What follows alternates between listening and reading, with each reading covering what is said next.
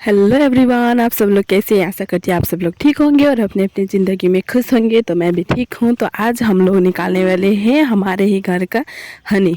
तो ये हम लोग घर में ही पालन किया है ये मधुमक्खियों को, जिसको हमने ये ढोंग में रखा हुआ है। इसको हम मधुमक्खी का ढूंगरो बोलते हैं नेपाली में, और हिंदी में इसको पता नहीं क्या बोलते हैं। तो हमारे ससुर जी ही हमारे यहाँ मधुमक्खी निकालते हैं। तो हमें सबसे पहले ज़रूरत है एक गमले की और एक धारदार छुरी, और उसके बाद हमें मिट्टी भी ज़रूरत है, गोबर और थोड़ी सी मिट्टी की भी। तो हमने वो सब ले लिया है। तो हमारे ससुर जी जो है वो निकाल रहे हैं मधुमक्खी का छत्ता निकालने के लिए वो गए हुए हैं। तो आप लोग देख सकते हैं हमारे ससुर जी निकाल रहे हैं मधुमक्खी का छत्ता कितनी आसानी से। उनको आदत है ना निकालने की, तो इसीलिए वो अच्छे से निकाल ही लेते हैं। तो हमें सबसे पहले उसको ना धुआं लगाना होता है सॉफ्ट कॉटन के कपड़े से, जिसकी वजह से हम मधुमक्खियों को कुछ दिखाई नहीं देगा, इसीलिए वो डंक में नहीं मारेंगे। तो हमें सबसे पहले धुआं करना होगा, फिर उसके बाद ही हम लोग उसको खोल पाएंगे। नहीं तो हमें बहुत ही ज़्यादा डंक मार लेगा मधुमक्खी, और हम अगर धुआं नहीं करेंगे ना तो वो मधुमक्खी का रानी जो होता है वो निकल कर चला जाएगा। तो सारा का सारा मधुमक्खी भी निकल कर चले जाएंगे, इसीलिए हमें सावधानी बरतनी भी होती है।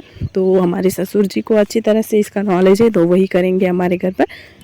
तो आप लोग देख सकते हैं सारा का सारा मधुमक्खी जो है वो बाहर निकल चुका है, एक भी मधुमक्खी अंदर नहीं है, क्योंकि छत्ता इतना ज़्यादा हो गया था ना अंदर। तो कभी कभी ना मधुमक्खी बाहर निकलते ही जा रहे थे। तो हमारे ससुर जी बोल रहे थे कि ये धूप सेकने के लिए बाहर निकले हैं, भी ऐसा बोल रहे थे, लेकिन ऐसा नहीं था।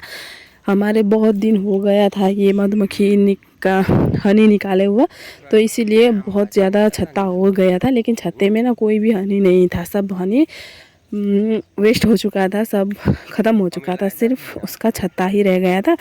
तो हमारे ससुर जी ने 1 साल हो गया था ना ये हनी नहीं निकाला हुआ। तो सारे का सारा मधुमक्खी कभी कभी बाहर आ जाते थे, कभी कभी अंदर चले जाते थे।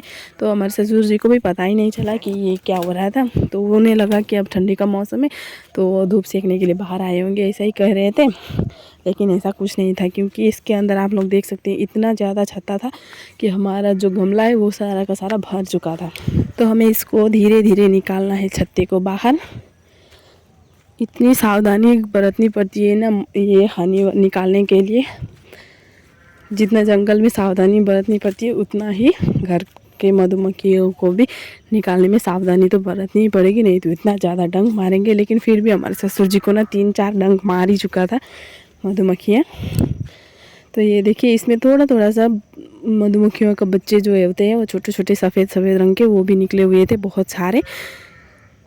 इसको ना खाया भी जाता है। और यहाँ पर थोड़ा थोड़ा सा ही है हनी, ज़्यादा हनी नहीं निकला इस बार, क्योंकि बहुत देर हो चुका था इस छत्ते को काटने के लिए। इसको ना टाइम पर ही काटना पड़ता है, अगर टाइम ज़्यादा ओवर हो जाएगा ना तो सिर्फ छत्ता और उसके बच्चे ही निकलेंगे मधुमक्खी के, हनी तो निकलेगा ही नहीं।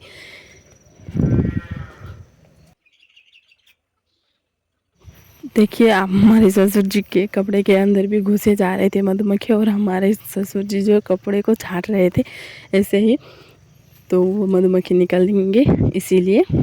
तो वो इस पूरा का पूरा साफ़ कर चुके हैं हमारे ससुर जी इस ढोंग को। तो अब हम इसको अच्छे तरीके से लगाएंगे, इसके बाहर का जो दरवाज़ा है उसको। फिर हम लोग अच्छे तरीके से मिट्टी और गोबर के लेप से हम इसको लीप लेंगे अच्छे तरीके से, ताकि बाहर से कुछ भी अंदर ना जा सके। तो फाइनली हम लोगों का जो है हनी वो बाहर हो चुका है। अब हम इसको अच्छे तरीके से ढक देंगे। फ्रेंड्स, आप लोगों ने इससे पहले मधुमक्खी निकाला हुआ मधुमक्खी का छत्ते से हनी निकाला हुआ देखा है या नहीं, कमेंट करके ज़रूर बताइएगा। और ये हमारा जो वीडियो है आप लोगों को कैसा लगा उसके लिए कमेंट भी कर दीजिएगा। और अगर आप लोगों को अच्छा लगे तो लाइक, कमेंट, शेयर और हमारे चैनल को सब्सक्राइब करना भी ना भूलें। और अच्छे अच्छे वीडियो देखने के लिए हमारे चैनल को सब्सक्राइब भी कर दीजिएगा और हमारे बेल आइकन को भी दबा दीजिएगा। Bye bye friends.